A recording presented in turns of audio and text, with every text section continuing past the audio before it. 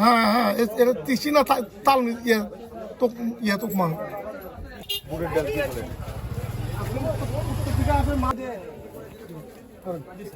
সামনেই আমাদের রমজান অতি কাছে আছে। আসলে আমরা জাতীয় ভোক্তা অধিকার সংরক্ষণ অধিদপ্তরের যেই বাজার মনিটরিং টিম, আমাদের সাথে আজকে নিরাপদ খাদ্য কর্মকর্তা ক্যাবের সাধারণ সম্পাদক উপস্থিত আছেন আমাদের সাথে।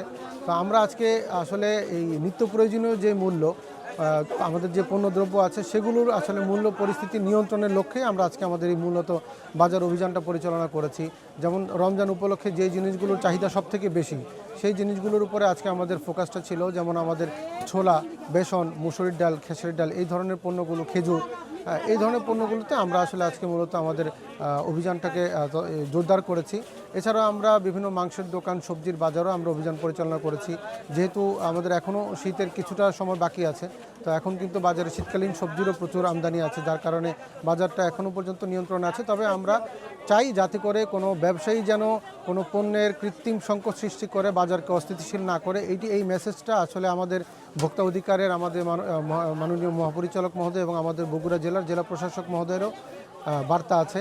আর একটা বিষয় হচ্ছে যে মশলার যে বাজারটা, আপনারা ইতিমধ্যেই দেখতে পেয়েছেন যে মশলার বাজারে আমরা একটি গোডাউনে দেখতে পেয়েছি যে মশলার ভিতরে ইঁদুরের বিচরণ। তো এগুলো কিন্তু আসলে এই খাবারগুলো কিন্তু শেষ পর্যন্ত আমরা মানুষরাই খাবো, যারা রোজা রেখে আমরা ইফতার করব, আমাদেরই খেতে হবে। তো এগুলো খেয়ে যদি আমরা অসুস্থ হই তাহলে কিন্তু আমাদের আবার হসপিটাল যেতে হবে।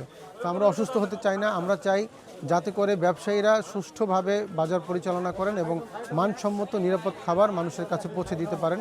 এই লক্ষ্যে আমাদের এই মনিটরিং কার্যক্রম পুরো রমজান মাসেই চলমান থাকবে এবং আমরা একটা টিম হিসাবে সবসময় কাজ করব। আজকে আমরা 2টি প্রতিষ্ঠানকে 23,000 টাকা আর্থিক জরিমানা আরোপ করেছি।